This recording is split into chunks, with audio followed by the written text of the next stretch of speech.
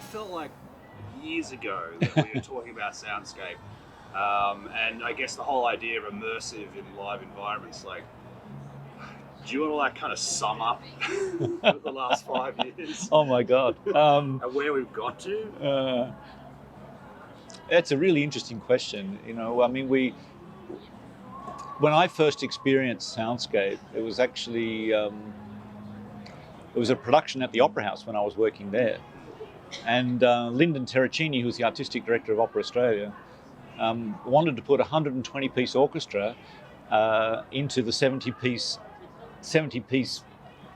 sized orchestra pit at the Opera House, and when he kind of realised that wouldn't work, he said, "Oh, we'll just put them in another room and we'll pipe it in." Yeah, which is, yeah, and that filled me with horror.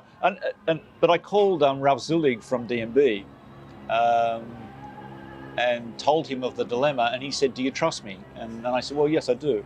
So he bought an early incarnation of Soundscape out to the Opera House, and I remember walking into the first rehearsal, knowing the orchestra was 200 metres away in another venue, and in a room that I knew so well, and having to sit down and close my eyes and calibrate myself, because it was unbelievable. There was an orchestra in the orchestra pit, but there wasn't an orchestra in the orchestra pit, and I just thought, this is the next era of audio capability, and raising the value proposition of audio in the creative conversation around what is possible for communicating art and ideas in its various contexts. And so but from that, yeah, you know, we obviously started with a very musical bias. What we've seen is that our customers, our users, have taken that, and you know, Soundscape's kind of an audio chameleon. I say to people, you know, if you want to put it in a green room, it'll go green. If you want to put it in a brown room, it'll go brown. So musical theatre applications became a heartland for us. Sound designers in musical theatre, or in theatre generally, have had to Frankenstein solutions together, and essentially Soundscape and the DS100 processor was a kind of an all-in-one, time, positioning, depth of image, acoustic emulation, creative spacing of sound and movement of sound, all in one box, and all in that familiar system workflow. Because you know, Soundscape's not an adjunct to D&B; it's at the heart of the D&B system. Does that tell you that Soundscape really just responds to how creative the designer is? Yeah, because I guess, you know, instantly when we launched the system, a lot of attention went into the 360 capability, and we would move sounds around, and it would be a bit of a trick show. But really, the beauty of it is when you get that localization to the frontal system, and you forget that there's a speaker system, and you just feel the artist. That's the beauty of what we're doing, and the speech intelligibility, the kind of comprehension of an audience, no matter where they are positioned in a venue, to have exactly the same experience of understanding the relationship of the various musicians and presenters on stage, and releasing that distortion of, if I'm not sat in the center, I'm not getting the right experience. If you go off center of a stereo field, you immediately localize to the left, or you localize to the right, and of course the singer's there, but the sound is there. And you know, Soundscape just and object-based mixing generally brings that to a whole nother level. So, you know, I mean, Soundscape's one of the solutions in the market, but what I love is that professional sound technology is increasing its value proposition to the industry at large. I guess when people other than the audio guys care about sound, that's when you know you're onto a bit of a winner. Yeah. The guy from Kraftwerk, Serge Graefer, says to us, you know, his lighting guy hates it when they don't do immersive, because you know he's responding as well, you know, to the localization and to the, you know, presenting the artist on the stage, and he finds that the immersive it far more fits his lighting design than a straight stereo system. And extrapolate that into the video world, I think there's a really, really strong connection. When you think, I saw U2 with their Joshua Tree thing. They had this massive video screen around the back, and Bono would pretend to walk down his street in Dublin or whatever. Now imagine that we can actually make that connection now for 50,000 people in a stadium. I mean, this is brilliant, and this is what we're going to do. What are still some of the stumbling blocks that we need to get over to get more widespread take-up? Oh, I think people understanding how to design a system for that. It's more loudspeakers, but it's different types of loudspeakers. It's not a copy-paste of a left-right system and expanding it out. So I think that's one of the things the system designer guys and system tech guys need to understand, and we need to do a better job of educating them on. I think also the creative interface. So we've invested a lot with partners like Digico and Avid in putting all the control of the software onto their console surface, because I think our customers expect this kind of seamless experience where they can just walk up and mix and have their normal everyday approach to mixing, but the result is far more multi-dimensional and high definition. I guess sort of a similar follow-up question is, what are the main misconceptions? That it's expensive, that it's too complicated, that it's esoteric and it's for art or something like that. And I mean, we're just seeing more and more evidence as we go through the use cases now.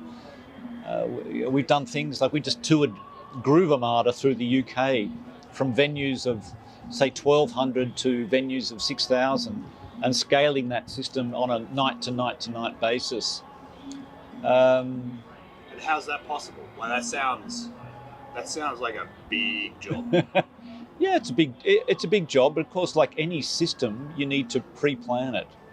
You can't bolt a soundscape system onto an already designed show. I think where we are seeing the most traction in the market, of course, theatre, house of worship, corporate rental are really heartland markets for us, because people do have time and their content comes from a creative first perspective.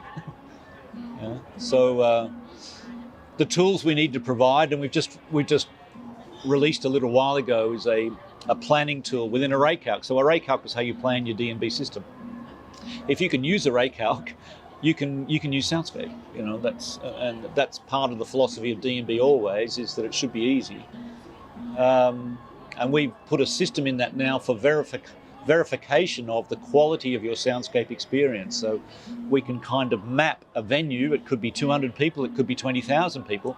We can map the quality of the localization of each individual person in each individual seat to your system design and optimize the system design for that. Why have we done that? Because the touring market, I think we're at the very beginning of scaling into the touring market, but those people really need the verification tools. They need the planning tools. You might be in a 1,000-seater one night, but you might be in a stadium the next night. That's the way it works. So we need to be able to make sure that they can do quality quickly, and so that's where we're going. It's about it becoming really just a seamless experience where the engineers don't really have to overthink it. The market pull's coming from the creatives, and a lot of instances where people ask, what if? And then people go, oh, I know this guy's called D&B and maybe that would help. And that's very interesting that the people who are walking into our demo spaces now, creative directors, artistic directors, composers, people we would never ever have a direct conversation with before, going, oh, this is what I need to do and can you do this? And then you sit down and there's a dialogue and they go, oh, but I want to do it this way and it could do that.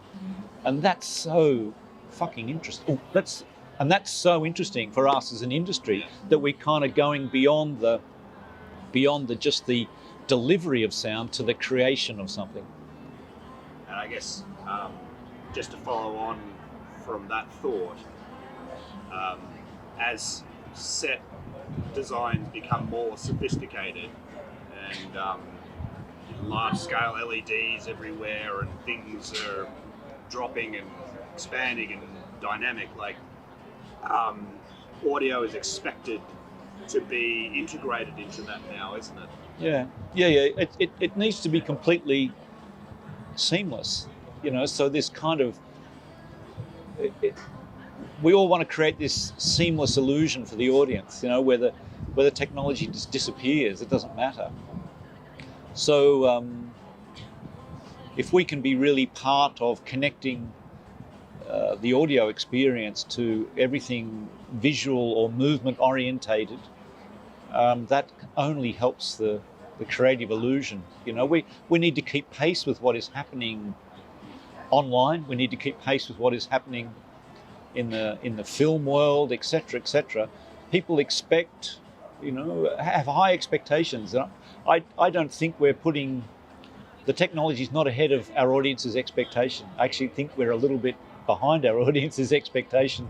We're quickly catching up, and it's very interesting to get their feedback. They can't quite describe what has happened, but they can describe that was really different. For sure.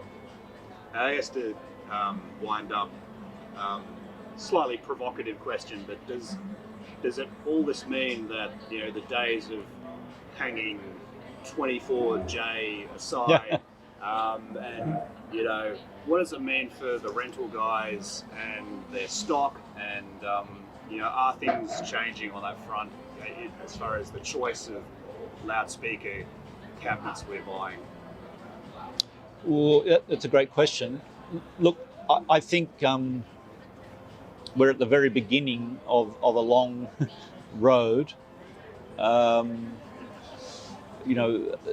Soundscape systems are now a healthy part of our business, and a very important part of positioning the brand of D&B. The standard left-right system will still be the bread and butter for some time to come. We're still designing, we're still implementing this technology over systems designed to be left-right or two-dimensional, if you like. I expect over the next 5 to 10 years there to be a lot of innovation in speaker design around immersive applications and acoustic emulation style applications, so that I expect to see a lot of innovation on the speaker design front to match what is happening on the software and the DSP side. Good answer. Read into that as you will.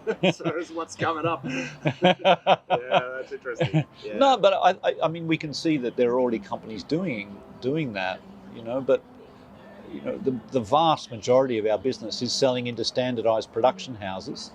But again, the production houses, the rental houses, are not the people who are determining immersive. Immersive is being determined by the creatives. Theatre sound designers, etc., say to us, as soon as the producer understands the value and understands the design efficiency that can be achieved, they're all on board. So, transfer that to somewhere like House of Worship. Once they experience, that in a large congregation, maybe 1,500 to 5,000 people, that everyone feels directly connected to that voice on the stage, or is enveloped in this amazing emotional experience of sound, there's no question.